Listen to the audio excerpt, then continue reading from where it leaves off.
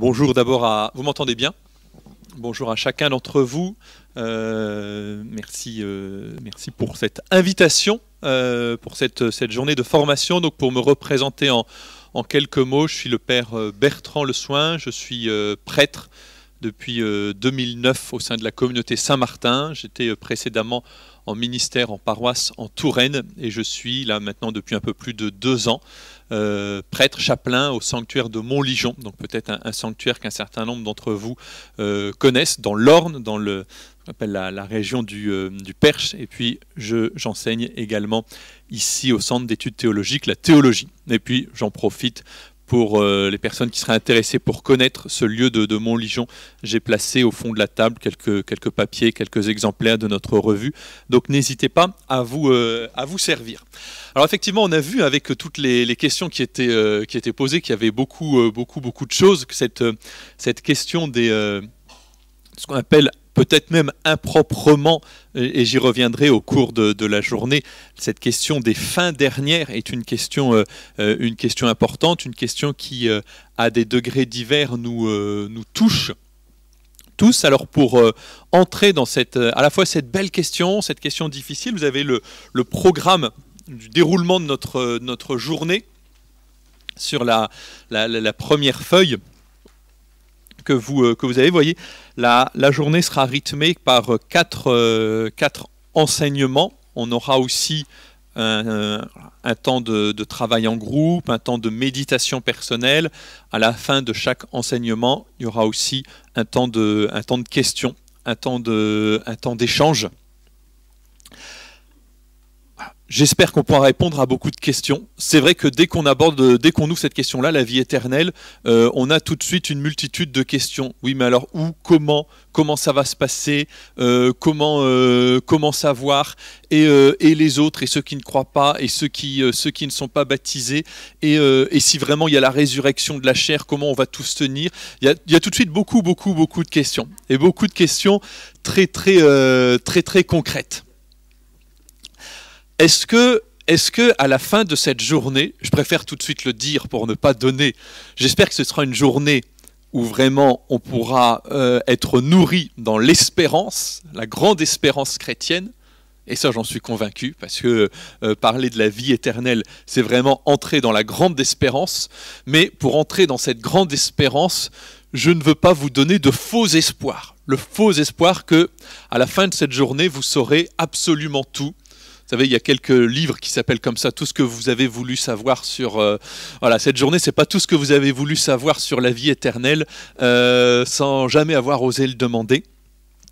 Il y a un certain nombre de questions que nous portons et qui probablement resteront, bon, j'espère qu'ils seront éclairées, mais qui resteront peut-être sans réponse. Ou en tout cas, lorsqu'on réfléchit sur notre foi à la lumière de la parole de Dieu, à la lumière de l'Évangile, j'espère que nous pourrons différemment nous poser des questions, parce que l'éclairage que nous apporte la foi, l'éclairage que nous apporte l'Évangile, nous invite à revisiter les questions mêmes que nous nous posons.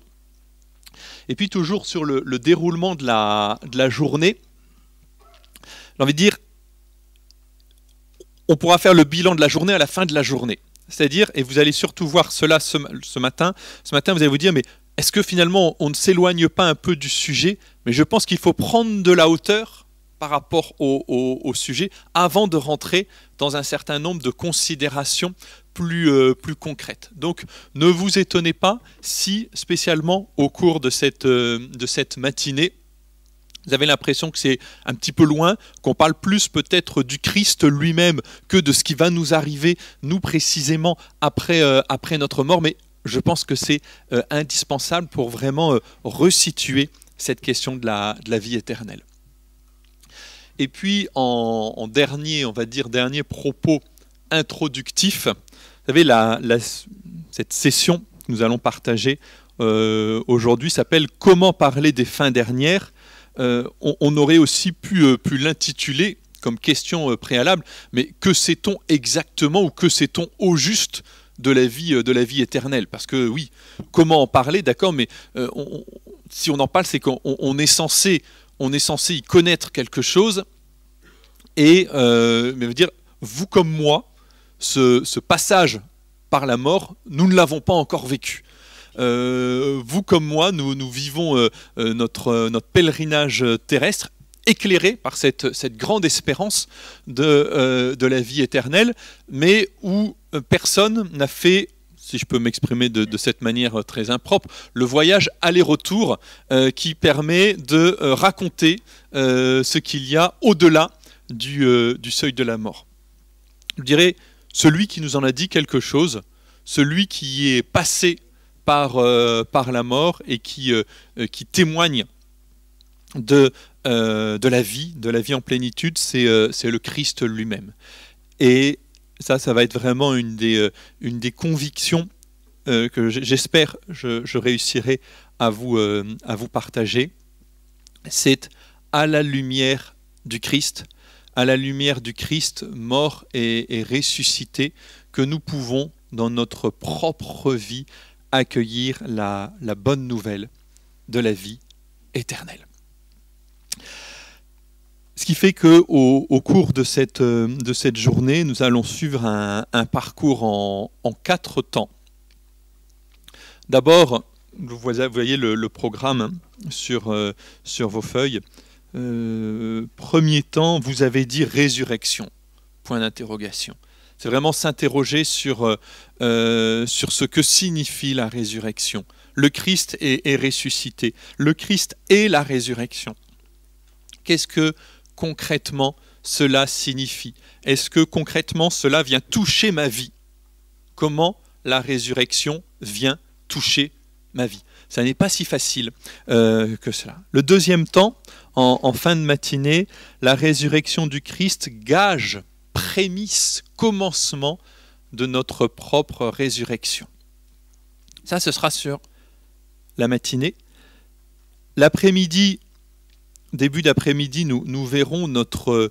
c'est-à-dire, si le Christ ressuscité veut nous donner sa vie, que signifie cette rencontre? Ça, c'est aussi un terme sur lequel j'insisterai au cours de la journée, c'est-à-dire la vie éternelle, ce qu'on appelle improprement l'au-delà, pas d'abord comme un lieu, pas d'abord comme un état, mais comme une rencontre personnelle avec le Christ.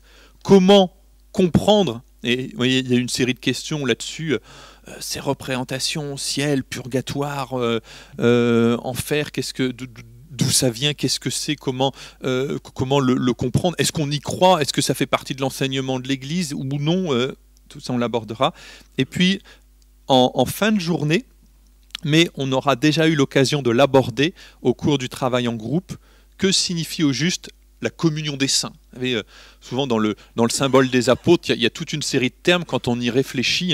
Je crois en la résurrection de la chair, la communion des saints, etc. On débite ça dimanche après dimanche, mais quand on creuse un peu, là, il y avait l'une d'entre vous qui le soulignait, quand on y réfléchit un peu, ça n'est pas si simple que cela.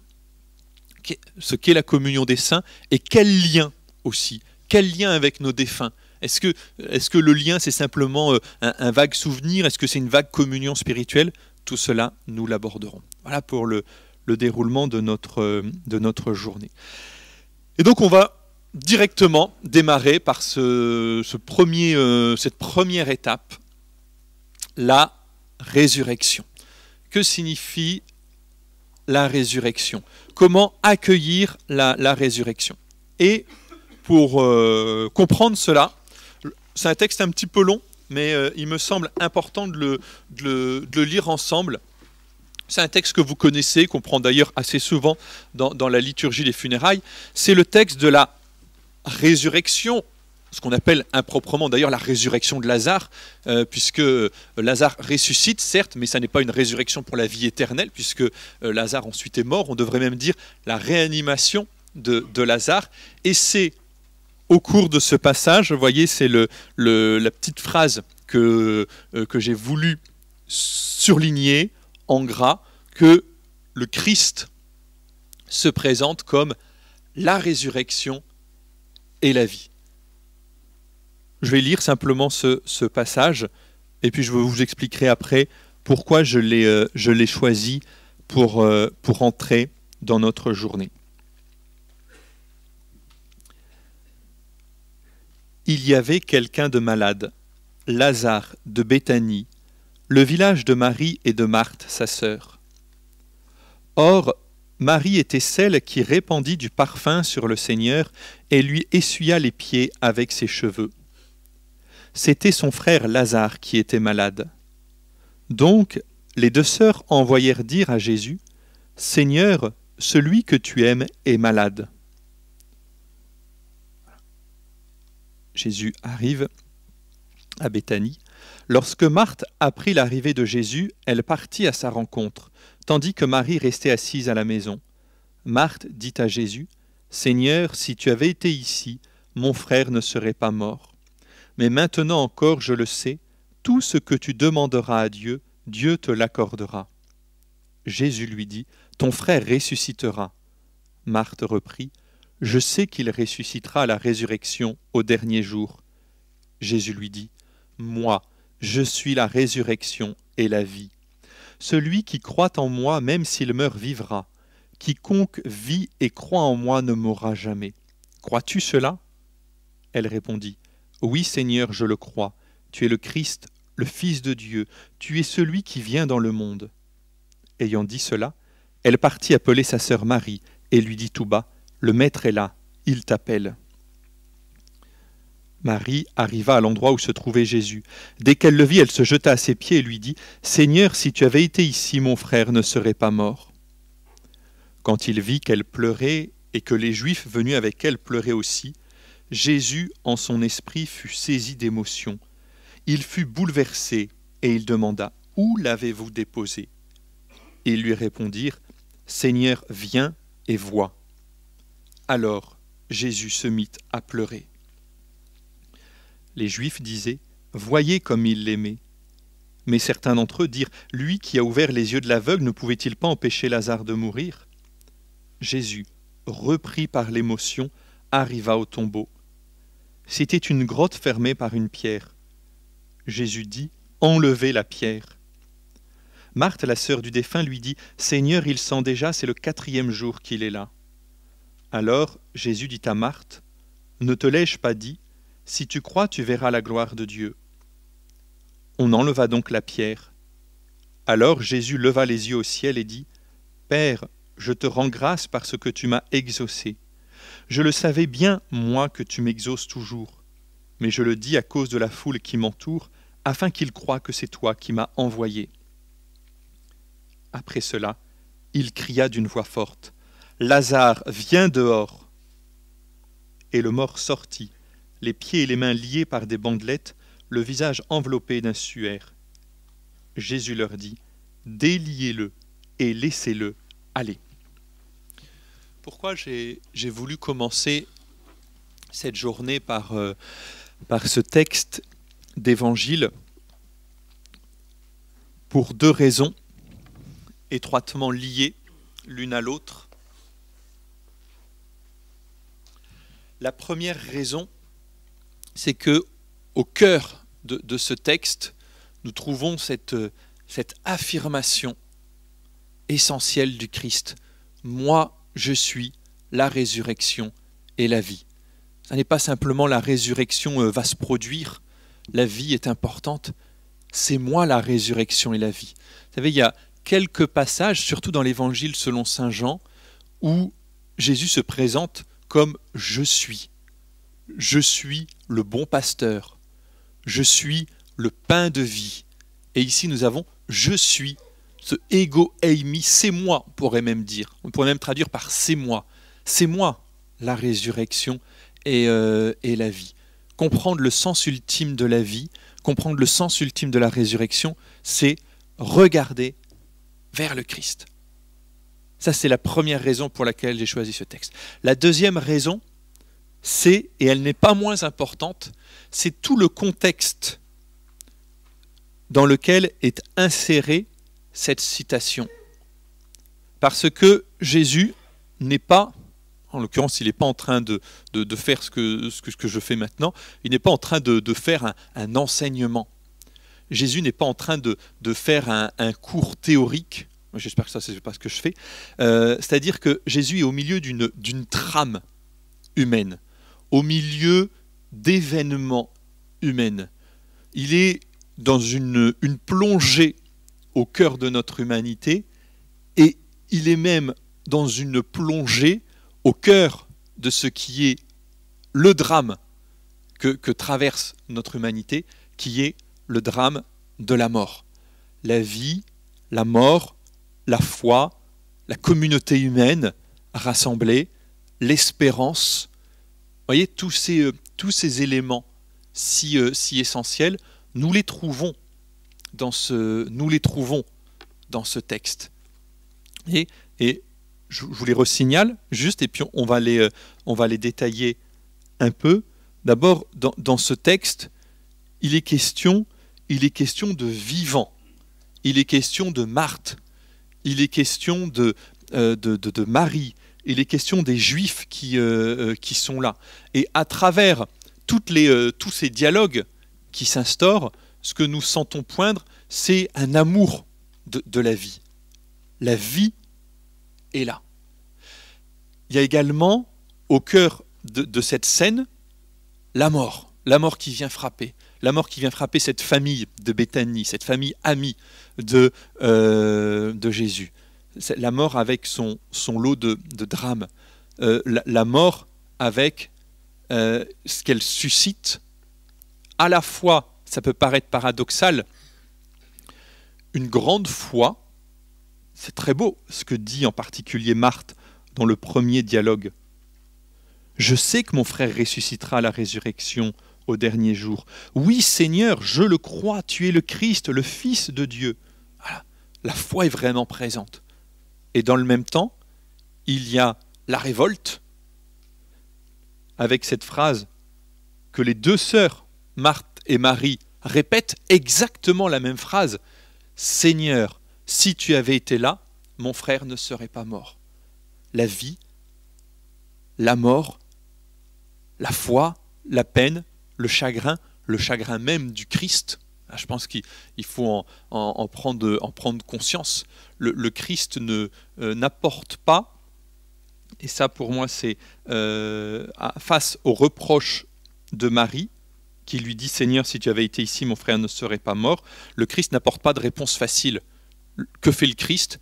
Il ne dit pas « T'inquiète pas, tout va bien se passer ». Le Christ pleure avec Marie.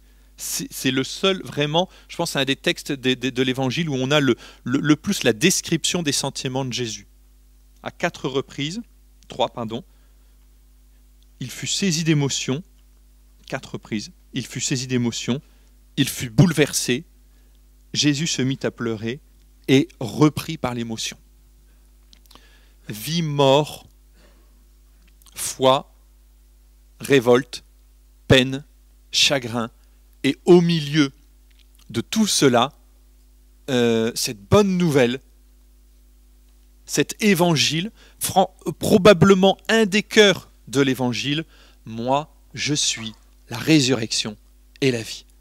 Et ça, c'est maintenant ce que je vais vraiment développer à partir de cette introduction dans ce premier temps d'enseignement. Donc, pour signifier que faire les fins aborder le mystère des fins dernières, de la résurrection, de l'au-delà, de ce qui semble nous projeter très haut, très loin, exige d'abord de nous replonger, en quelque sorte, dans notre expérience humaine, dans notre humanité, dans le sens ultime de la vie, dans ce qu'est la mort.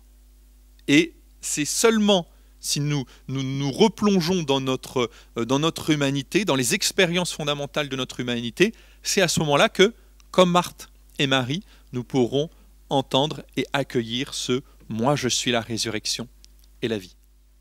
Ça va là pour le moment ? Alors, on va reprendre chacun des éléments de ce texte. La vie. La vie. Au fond, très difficile à définir. Qu'est-ce que la vie ? Qu'est-ce que nous voulons ? Que voulons-nous au juste ? Qu'est-ce qui est le moteur de notre vie, justement ? Qu'est-ce qui est le moteur de notre existence ? Vous voyez, dans notre vie, nous espérons. Nous espérons toujours plein de choses. Nous espérons que nous allons passer une bonne journée ensemble. Nous espérons que cette journée va répondre à certaines de nos questions. Nous espérons que nous allons vivre des moments importants en famille. Nous espérons réussir tel projet. Nous espérons qu'il fera beau temps pour cette sortie que nous avons planifiée.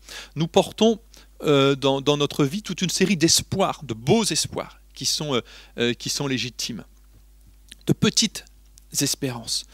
Mais au fond, on sent qu'il y a encore quelque chose de plus que nous espérons. Et ce quelque chose de plus, nous avons du mal à le définir, à voir ce dont il peut s'agir. Ce que nous espérons, tous, quand nous cherchons à y réfléchir un petit peu, c'est vraiment on va dire, c'est la vie avec un grand V. C'est-à-dire une intensité de vie, une plénitude de vie. C'est cela que nous recherchons tous, une plénitude de vie, une grande vie, une belle vie. C'est cela notre grande espérance. Et parfois, j'espère que chacun de nous avons des moments où c'est parfois fugace, c'est parfois éphémère, mais vous savez, quand on vit des moments de communion intense, que ce soit en famille, avec des proches, avec Dieu, dans la prière, là on se dit, ces moments où nous touchons du doigt le vrai sens de la vie, où nous touchons du doigt le vrai sens de la vie, c'est-à-dire pas forcément dans des grandes réussites humaines, financières, une réussite extérieure, mais là on se dit, là on vit quelque chose de fort. Là on vit quelque chose de beau ensemble. Là, on se dit, on touche du doigt ce qu'est vraiment la vie. Et comme chrétiens, nous aimons la vie. Comme chrétiens, nous sommes témoins de la beauté de la vie. Et vous voyez, parler de la vie éternelle, ça n'est pas quelque chose qui va nous éloigner de notre vie présente, qui fait qu'on va relativiser. Bon, ici, c'est pas génial, ça va pas très très fort, mais on espère qu'au moins là-haut, ça ira mieux, on sera un peu plus tranquille. Ça n'est pas cela. Et qu'on aura un peu moins d'embêtement. Ça n'est pas cela. Nous aimons la vie, nous recherchons la vie, et nous sommes, comme chrétiens, témoins de la beauté de la vie, de cette vie. Voyez, et face à des personnes justement qui sont éprouvées par la vie, par l'existence, ce que nous avons, on peut comprendre qu'il y a des gens qui vivent une vie. On a l'impression qu'il y a des vies justement qui ne sont plus des vies. Vous voyez, c'est une expression, ça n'est pas une vie, ça n'est plus une vie. Et les personnes qui perdent le sens, ça c'est une question importante, qui perdent le sens de la vie, ce que nous avons à essayer de faire, c'est dire, mais ça n'est pas, au fond de toi, cette vie est très difficile, mais au fond de toi, il y a cette aspiration. Il y a cette aspiration à la vie. À la vie en plénitude, cette petite étincelle que chacun d'entre nous porte et dont nous avons comme chrétiens à être les témoins. L'amour, la beauté de la vie, c'est quelque chose d'essentiel. Et retrouver le vrai sens de la vie. Et face aux personnes qui l'ont perdu, et puis nous, ça peut nous arriver aussi, redonner du sens à ce que nous vivons et voir comment, au milieu même, il ne s'agit pas de rêver d'un idéal de la vie qui serait différente de notre vie, parce que la vie avec un grand V, elle vient dans notre vie, notre petite vie, avec son réseau de relations, ce qui constitue notre existence. Et nous avons pour nous-mêmes, et puis comme témoins de l'espérance chrétienne, aider les personnes que nous rencontrons à voir comment, au sein même de notre vie, de ma vie concrète, façonnée par les joies, par les peines, par les événements, façonnée aussi par tout ce que je n'ai pas choisi de ma vie. Je n'ai pas choisi de naître en telle année, en tel endroit, dans telle famille, dans tel milieu, dans tel pays. Donc, au milieu de tout ça, de ma vie très concrète, très limitée, aussi avec toutes ces limitations, la vie avec un grand V peut prendre corps. Voilà. La vie, ça c'était ce premier point que je voulais souligner, cette aspiration à une plénitude de vie et qui pour nous comme chrétiens, et je veux dire, un rappel qui me paraît essentiel au moment où on parlait de la vie éternelle. La vie éternelle, ça n'est pas une autre vie qui viendrait compenser ce qu'il n'y a pas de réussi en apparence dans cette vie présente. Nous portons, inscrit dans notre humanité, cette aspiration à la vraie vie, à la belle vie, à la grande vie. Et chacune de nos vies, aussi pauvres, aussi limitées soit-elle, aussi cabossée soit-elle, est le réceptacle de cette grande vie. Et face à cette aspiration à la vie en plénitude, nous venons buter sur ce drame. Ça aussi, j'ai envie de dire, c'est un mot sur lequel je voudrais insister, sur ce drame de la mort. Ce drame de la mort, cette épaisseur de la mort, il faut en prendre conscience. Ce que je vous dis là, c'est l'évangile. Ce sont ces quatre reprises de l'attitude de Jésus face à la mort. Jésus ne dit pas la mort, c'est pas grave. De toute façon, je vais ressusciter. De toute façon, vous allez voir, je vais le ressusciter aussi, Lazare. Jésus est saisi d'émotion. Jésus est bouleversé. Jésus se met à pleurer. Jésus est repris par l'émotion. C'est 4 occurrences du texte. Témoins de la vie, comme chrétiens, nous sommes également témoins du drame de la mort. Je me permets d'insister sur ce point. Parce que aujourd'hui, nous le voyons bien, dans ce monde, vous savez, qui il y a encore quelques générations étaient habitués à cette théâtralisation de la mort, vous savez, avec pour les cérémonies justement des obsèques, etc. Finalement, on est passé peut-être d'un excès à l'autre, comme souvent d'ailleurs, c'est-à-dire que la mort est un petit peu occultée. La mort est cantonnée. La mort est d'abord une affaire de spécialistes, affaire du corps médical souvent, et on ne veut pas trop aller la voir. On cache un petit peu la mort. Moi, c'était une des choses qui me surprenait quand j'étais dans les préparations d'obsèques, c'était de voir comment, vous savez, vous l'avez peut-être déjà abordé pour ceux qui le font, hein, comment dans les familles, voilà, quand la grand-mère ou l'arrière-grand-mère est décédée, on parle des petits-enfants, arrière-petits-enfants qui, à 10, 12 ans, on se demande s'ils peuvent venir aux obsèques. On se dit, non, ça va les traumatiser. Mais non, ce qui va les traumatiser, c'est le fait d'occulter totalement cet aspect, de ne plus avoir de lieu pour en parler, pour exprimer leur peine, pour exprimer l'espérance. Donc aujourd'hui, on cherche trop souvent, me semble-t-il, ou à occulter la mort, à la cacher, ou ça peut être une autre tentation, à vaincre la mort. Là, je ne vais pas m'attarder sur le sujet, ce serait un champ de recherche et de formation à lui tout seul, mais il y a toujours eu cette tentation pour l'humanité de vaincre la mort. La quête de l'immortalité, ça fait partie de tous les mythes fondateurs. L'épopée de Gilgamesh en Mésopotamie, il y a 3000 ans, on recherche l'immortalité.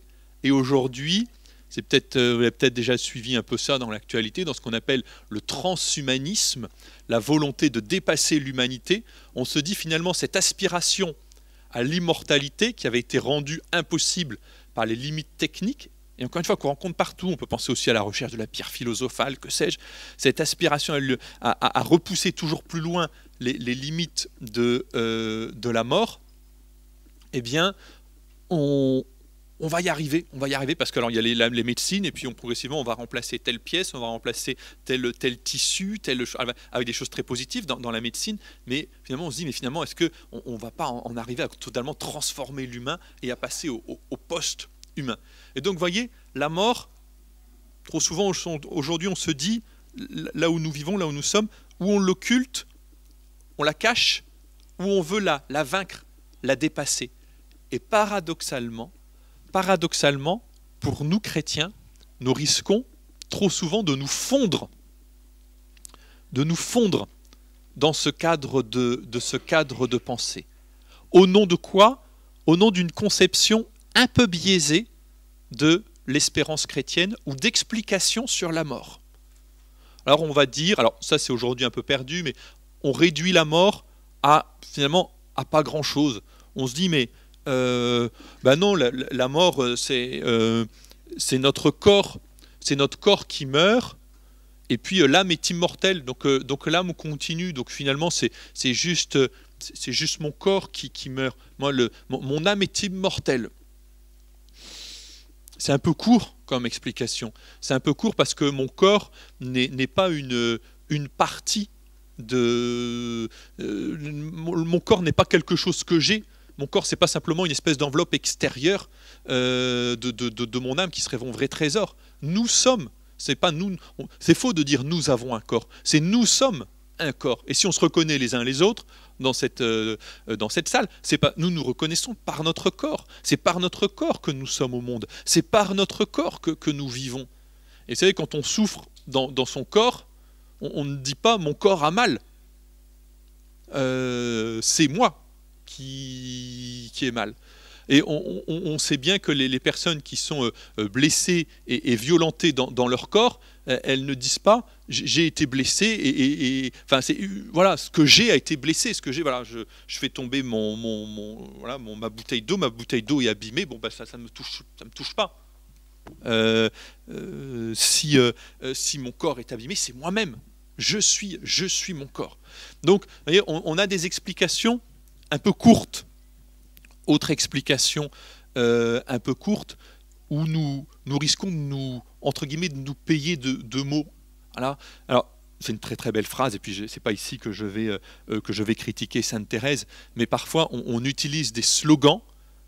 Voilà, je ne meurs pas, j'entre dans la vie. Sainte Thérèse, quand elle dit ça, Sainte Thérèse, il ne faut pas l'oublier, à méditer des heures et des heures sur le mystère et sur le drame de la mort. Si nous sortons directement cette phrase sans cet arrière-fond de la méditation sur le drame de la mort, nous payons de mots. Et notre espérance chrétienne n'est plus qu'une espérance, on va dire une espérance en toc. Notre espérance n'est plus qu'un effet placebo, mais qui ne nous permet pas d'entrer dans la grande espérance chrétienne.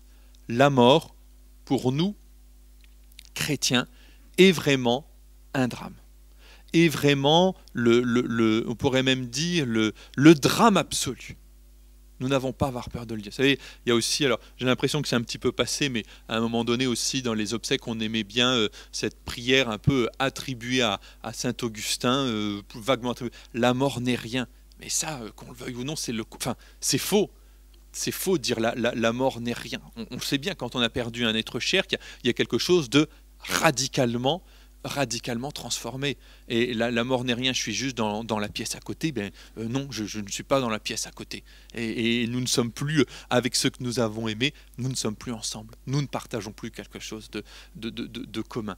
Et donc, accueillir la vie éternelle, c'est vraiment se plonger dans cette expérience humaine qui a été aussi celle qu'a connue Jésus avec Marthe, Marie, cette famille de Béthanie.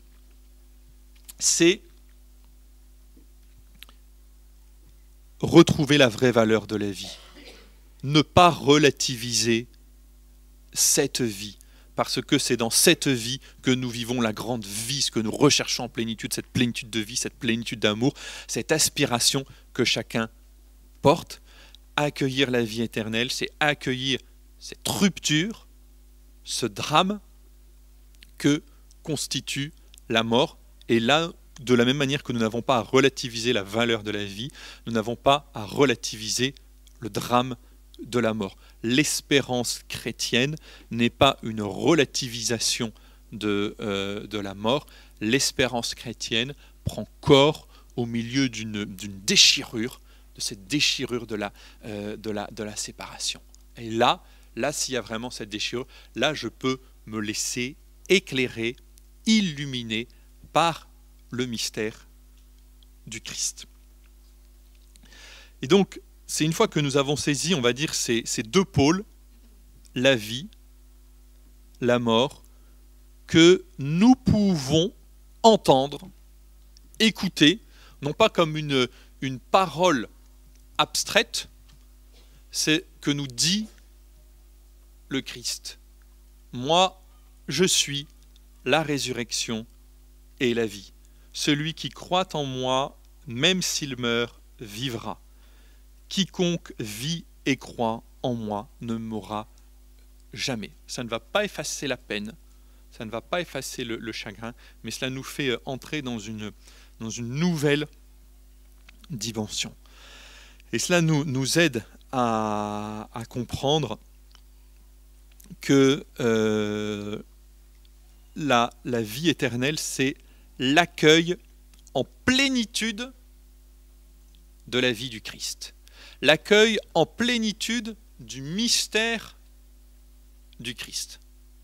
Et dire cela, accueillir au cœur de notre vie ce « moi, je suis la résurrection et la vie », nous aide, je l'espère, à resituer le mystère de la vie éternelle dans l'ensemble de notre vie chrétienne. C'est-à-dire que trop souvent, quand on se dit « qu'est-ce que la foi ?» On va se dire la foi c'est ce qui m'aide à vivre, c'est un soutien, c'est une lumière, tout ça c'est vrai. Tout ça c'est vrai, mais c'est encore insuffisant. Alors la foi c'est ce qui m'aide à vivre, c'est ma lumière, c'est ce qui me permet d'être en relation avec Dieu, etc. Et puis la vie, on a l'impression que dès qu'on aborde la question de la vie éternelle, on va, si vous voulez, aux limites de la foi.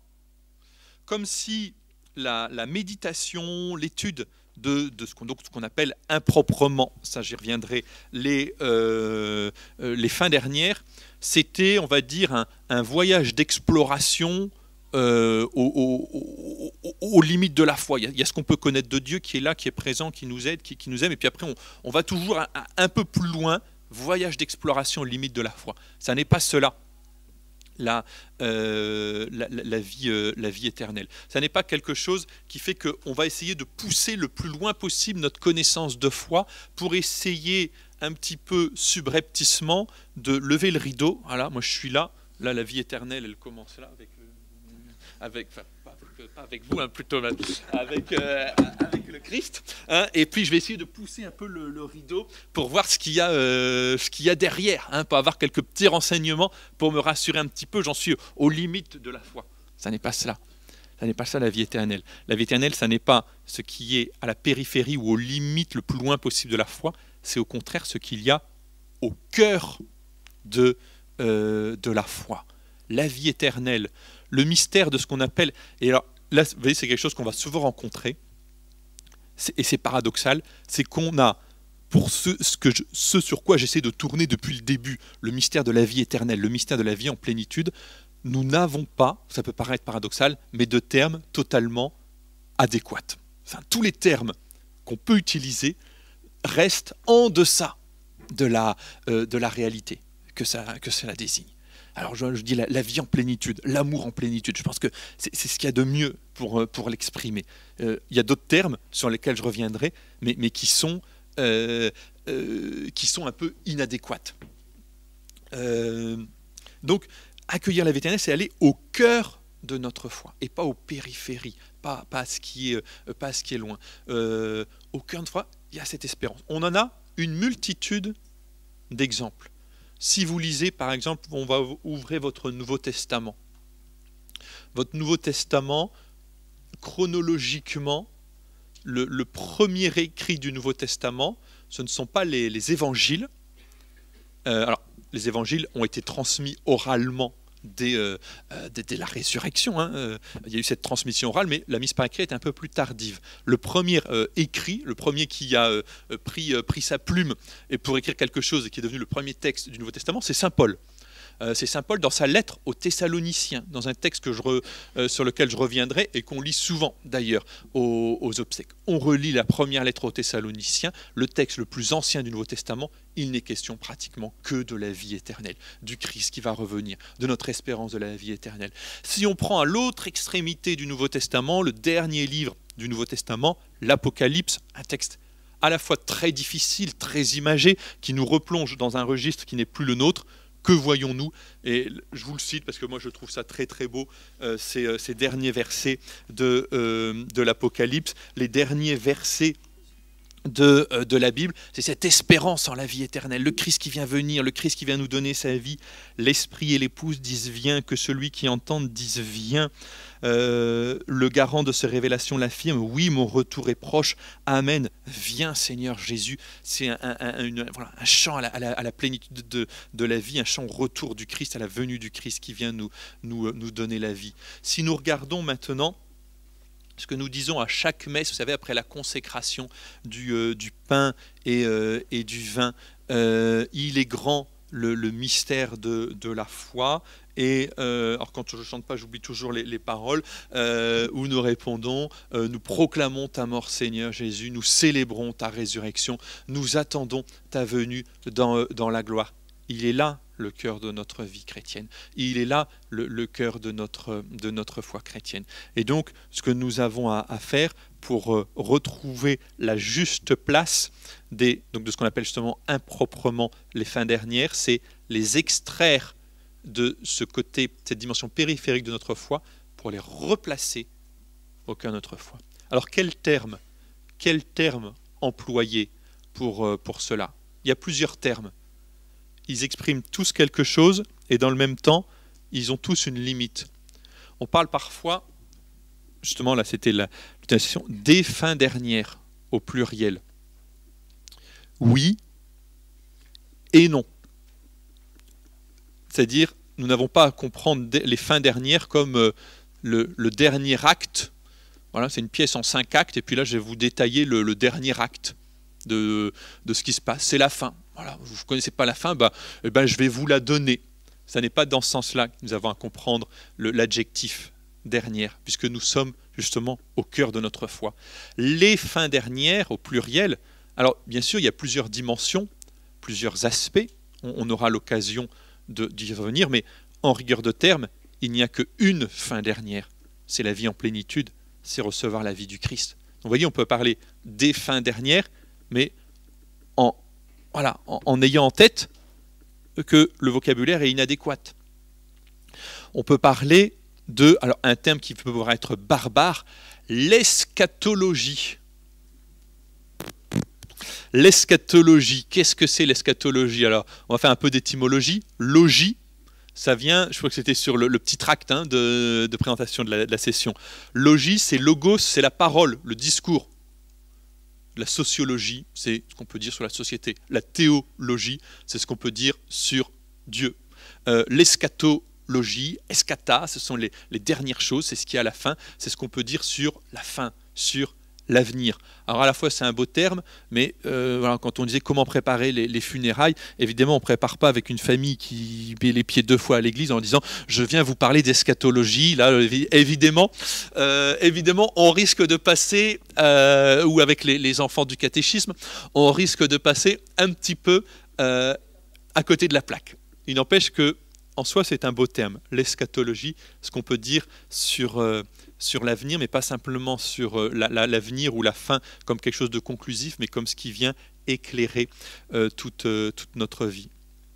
On le verra aussi, on a ces expressions du ciel, du paradis, belles expressions aussi, mais là encore, peut-être impropre. Le ciel, on sait bien que c'est pas le ciel bleu azur ou le ciel un peu plus nuageux. Même chose pour le paradis. Donc vous voyez, on a plusieurs expressions qui restent, on va dire, en deçà de la réalité. On peut utiliser des images. Le Christ lui-même emploie des images, le repas des noces. Voilà. L'Apocalypse emploie le registre de la liturgie céleste. C'est toute une série d'images. Et j'ai envie de vous dire, tant mieux si on ne trouve pas de thème qui va définir exactement ce que c'est. Ça nous montre, j'ai envie de dire, la beauté du mystère que nous allons contempler tout au long de cette journée, la beauté de cette vie que le Seigneur veut nous donner. Et j'ai envie de dire, à travers tout ce réseau d'images, à travers des approches un peu différentes, ce qui compte, c'est accueillir, sentir comment, on va dire, le Christ nous rejoint et comment cette parole, moi, je suis la résurrection et la vie, peut vraiment prendre corps dans notre vie et ne pas être un simple slogan ou un simple, comme je vous le disais, un simple effet placebo. Voilà ce que je voulais vous dire pour ce premier enseignement, encore introductif évidemment, et qui me permet de poser les choses.